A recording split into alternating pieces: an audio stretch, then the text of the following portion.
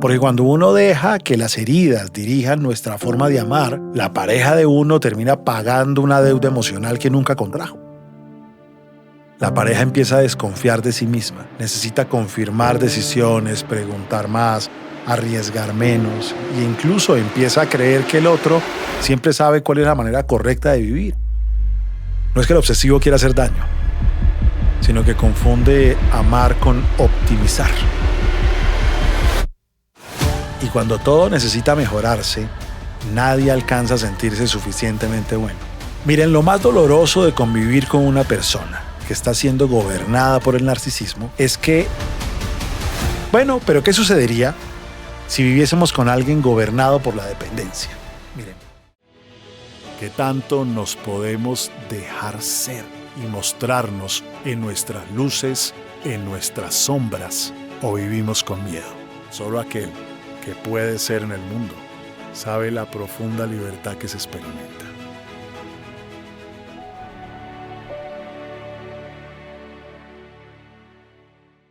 Hola, bienvenidos y bienvenidas a su podcast Ad Propositum, continuando en esta línea de reflexiones y hoy en un tema en particular que siempre suele gustar mucho porque vamos a hablar del impacto que generamos en las personas que amamos. Es decir, de cómo nuestra personalidad, generalmente sin querer, termina impactando al otro y sacando sus propios miedos, sus angustias, metiendo el dedito en sus propias heridas. Y hoy vamos a conversar un poquito de esto, vamos a hablar de una serie de reacciones prototípicas que algunas personas tienen más que otras y vamos a intentar describir cómo impactas al otro cuando reaccionas de esa manera. Vamos a ver cómo nos va. Ninguna personalidad hace sufrir porque sí. Es decir, como yo suelo decir, nadie se despierta cada mañana con el deseo de controlar, de manipular, de evitar o de exigir la admiración al otro. No ese es el deseo, dañarle el día al otro. Más bien, quisiéramos que nuestra personalidad funcionara de otra manera. Y el asunto es que esta forma de ser que tenemos, estas conductas, fueron realmente intentos tempranos de sobrevivir. Quizás intentos de no sentirnos rechazados, de no experimentar la injusticia o la insuficiencia, de no sentirnos abandonados, de prevenir quizás algún posible desprecio. Y el tema es que esto aparece y estas estrategias llega un momento en que dejan de protegernos y comienzan a gobernarnos. Porque cuando uno deja que las heridas dirijan nuestra forma de amar, la pareja de uno termina pagando una deuda emocional que nunca contrajo. Y poco a poco deja de convivir con una persona y comienza a convivir con una personalidad que necesita defenderse permanentemente. Y entonces ahí el amor deja de ser un encuentro entre dos libertades y empieza a convertirse en una negociación con los miedos del otro. Y miren, cada estilo de personalidad, tal y como lo vamos a ver, deja una marca distinta, deja una huella distinta. Veamos qué pasa con la gente que se deja gobernar por la obsesividad. Vivir con una persona obsesiva no suele sentirse como convivir con alguien malo. Se siente más bien como vivir permanentemente bajo evaluación. La pareja empieza a caminar con cuidado, piensa 2 veces antes de decidir, duda antes de actuar y se pregunta constantemente si estará haciendo las cosas suficientemente bien y así, sin darse cuenta, comienza a perder espontaneidad. Ya no hace las cosas porque le nacen, las hace intentando evitar el juicio. Esa sensación ahí frecuente no es el miedo al castigo, es algo distinto, es la sensación de nunca dar completamente la talla. Y con el tiempo aparece algo profundamente doloroso. La pareja empieza a desconfiar de sí misma. Necesita confirmar decisiones, preguntar más, arriesgar menos e incluso empieza a creer que el otro siempre sabe cuál es la manera correcta de vivir. Y cuando esto ocurre, la relación deja de estar formada por 2 adultos. Y uno termina ocupando el lugar del supervisor y el otro comienza a vivir como un aprendiz permanente. De todas formas, no siempre aparece la obediencia, por supuesto. Hay personas que más bien en estos vínculos reaccionan con rebeldía, con irritación o con distancia emocional, pero hay otras, dependiendo de sus propias heridas, que se vuelven cada vez más dependientes del criterio del otro. Paradójicamente, cuanto más obedecen, más terminan siendo criticadas por no tener iniciativa o empuje.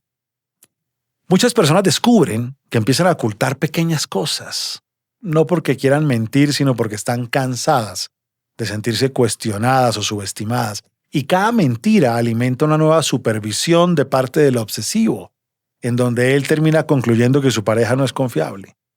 Y la pareja confirma que nunca podrá relajarse. Ambos terminan corroborando exactamente aquello que más temían. Y con los años, ya nuestro hogar pierde ligereza. Todo parece susceptible de ser corregido: el orden, la puntualidad, la economía, las palabras, la forma de hablar, la crianza, la manera de cocinar, hasta la forma de descansar. No es que el obsesivo quiera hacer daño, sino que confunde amar con optimizar. Y cuando todo necesita mejorarse, nadie alcanza a sentirse suficientemente bueno. Y el estrés permanente termina instalándose en el cuerpo. Y entonces la irritabilidad, el agotamiento, el insomnio, las contracturas, el bruxismo o todas las enfermedades relacionadas con el estrés, pues terminan preocupando a la pareja, quien comienza a sentir que vive intentando cuidar a alguien que es incapaz de permitirse el descanso, pero al mismo tiempo como pareja terminas viviendo el mismo estrés. Bueno, ¿qué pasaría si no vives con alguien obsesivo, sino con alguien gobernado por el narcisismo? Miren, lo más doloroso de convivir con una persona que está siendo gobernada por el narcisismo es que para sostener su propia grandeza, muchas veces necesitan que el otro se haga pequeñito. La pareja empieza a sentirse entonces menos inteligente, menos interesante, menos capaz, menos importante. Y no porque alguien se lo diga de manera explícita necesariamente, a veces sí, pero no necesariamente, sino porque la relación gira alrededor de una sola necesidad: confirmar el valor de quien más teme perderlo. Miren, con el tiempo aparece una extraña mezcla de admiración y de miedo al mismo tiempo. Momentos en los que la fortaleza resulta profundamente atractiva y otros en los que esa misma fortaleza parece convertirse en arrogancia, en formas de descalificación, en desprecio. La pareja vive intentando no provocar una nueva herida narcisista. Aprende qué temas evitar, qué errores no mencionar, qué verdades es mejor callar. La conversación deja de buscar comprensión y entonces empieza a buscar más bien supervivencia. Los conflictos en el narcisismo rara vez terminan reparando el vínculo porque resulta muy difícil reparar aquello que uno no puede reconocer como propio. Cuando toda responsabilidad siempre está fuera, el perdón se vuelve casi imposible. Y es que en el narcisismo la culpa siempre es del otro. Y sin reparación no existe verdadera intimidad. Muchas parejas llegan a volverse invisibles, como si sus necesidades siempre ocuparan un segundo lugar, como si sus alegrías, sus dolores y sus logros fueran menos importantes que los del otro. ¿Cuándo me toca a mí?, dicen. La consecuencia más devastadora no suele ser la rabia, sino la disminución progresiva del amor propio. Quien vive durante años sintiéndose insuficiente termina creyéndolo. Y cuando deja de confiar en sí mismo, también empieza a perder la fuerza necesaria para marcharse. Empieza uno a quedar atrapado en ese vínculo. Paradójicamente, detrás de esa aparente superioridad se esconde una soledad profunda. Porque quien necesita admiración constante rara vez logra sentirse realmente conocido o querido. No es fácil vivir en el narcisismo. Bueno, pero ¿qué sucedería si viviésemos con alguien gobernado por la dependencia? Miren, al comienzo de la relación parece perfecto ese compañero. Agradece, escucha, valora, está disponible, hace sentir profundamente importante a quien ama. Pero poco a poco la relación cambia de lugar. El afecto deja de sentirse libre, empieza a sentirse indispensable. La pareja descubre que es amada, pero le toca convertirse en sostén emocional. Cada dificultad parece necesitar su intervención. Cada decisión requiere que yo lo tranquilice. Cada angustia necesita que yo vaya y le calme. Aparece una carga silenciosa pero pesada. Es como la sensación permanente de tener que sostener a otro que es adulto pero no parece. Y muchas personas describen que dejan de sentirse en pareja para volverse mamás, papás, terapeutas o cuidadores. Y ese cambio erosiona profundamente el deseo. La protección excesiva puede alimentar quizás la ternura, pero rara vez sostiene la admiración. Aparecen además culpas constantes. Uno de pareja siente rabia por la dependencia a veces, pero inmediatamente siente culpa por experimentar esa rabia frente a alguien que es tan bueno. Queda la pareja atrapada entre el cansancio y la compasión, entre el deseo de ayudar y la necesidad de recuperar nuestra libertad. Y con el paso del tiempo surge algo doloroso, una pregunta fuertísima que es: ¿y si la vida se pone realmente difícil, este otro podrá sostenernos, podrá cuidarnos? Cuando esa duda aparece, muchas personas empiezan a perder la sensación de protección que toda relación necesita. Te dan ganas a veces de sacudirle a ver si reacciona. Bueno, ¿y qué sucedería si vives con alguien atrapado por el histrionismo? Pues al principio estamos de fiesta, todo parece vida. Hay intensidad, emoción, espontaneidad, seducción. La relación parece escapar de la rutina, pero eso que inicialmente produce fascinación termina después agotando, porque la pareja nunca sabe cuál será la intensidad emocional del siguiente momento. Todo puede ser una bomba atómica, todo parece ocurrir en volumen alto. Alegrías, tristezas, conflictos, silencios. Y la pareja termina preguntándose qué emociones son auténticas y cuáles buscan más bien desesperadamente llamar la atención. La pareja empieza a desconfiar, no porque la persona siempre mienta, sino porque resulta muy difícil distinguir cuándo algo ocurre o cuándo es una emoción amplificada. Aparece también el cansancio de competir permanentemente con otras fuentes de atención. Es que la pareja siente que nunca basta, que siempre falta una demostración más, una prueba más, una mirada más, que tienes que estar ahí 24/7. Y cuando el afecto necesita confirmarse todos los días, terminas sintiendo que no eres libre. La incertidumbre emocional desgasta, los celos aumentan, los conflictos escalan, la paz parece durar muy poco. No es fácil vivir con alguien gobernado por el histrionismo, aunque a veces uno quisiera algo de histrionismo para su pareja. Como sucede cuando vives con alguien gobernado por la timidez o la evitación.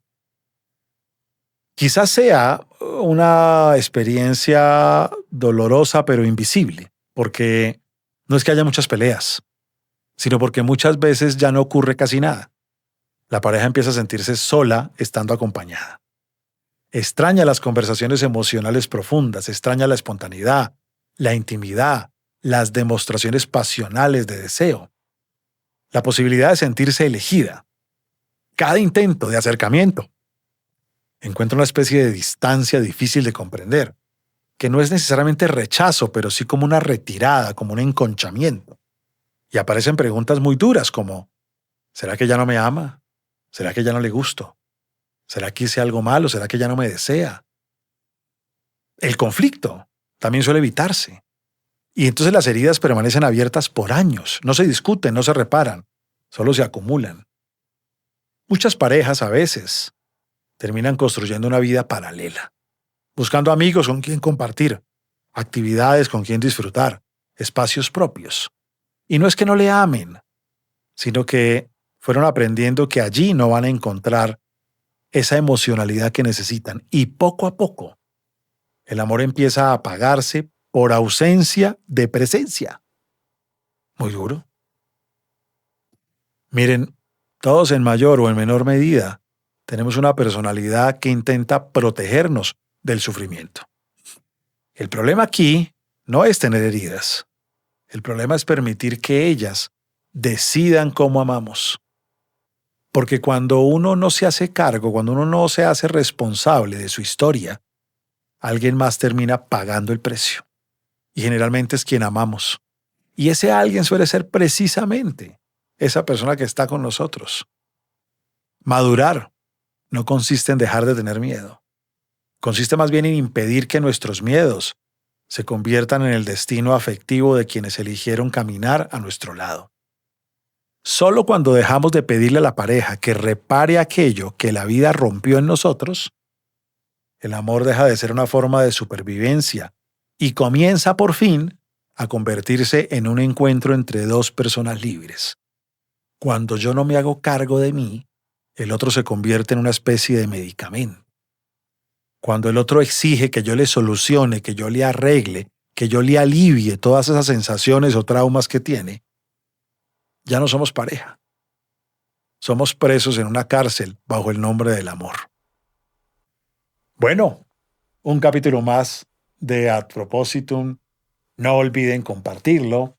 No olviden además, si ustedes quieren conocer en profundidad su personalidad, sus heridas y el impacto interpersonal que genera en quienes aman, vayan a www.systemadi.com y allí van a encontrar el test que les va a medir todo esto y les va a dar un informe profundo, pero además los va a llevar a una plataforma donde obtienen los módulos personalizados para solucionar cada uno de estos puntos.